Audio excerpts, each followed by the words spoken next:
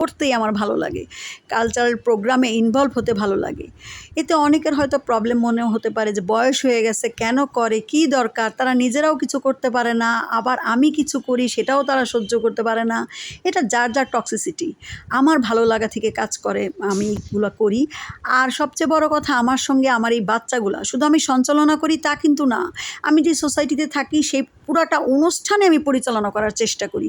একদম নিজের হাতে গুছিয়ে নিয়ে প্র্যাকটিস রিহার্সেল থেকে শুরু করে টোটাল আমি করার চেষ্টা করি, এবং সেটা নিজের মেধা দিয়ে বুদ্ধি দিয়ে করার চেষ্টা করি।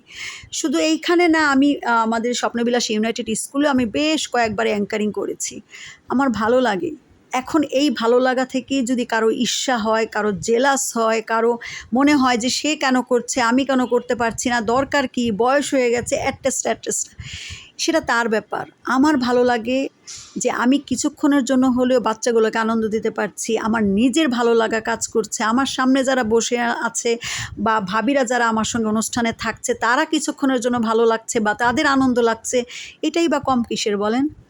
কে কি বলল সেটা আমার কাছে বড় বিষয় না, আমি নিজের কাছে কতখানি ক্লিয়ার সেটাই হচ্ছে বড় বিষয়।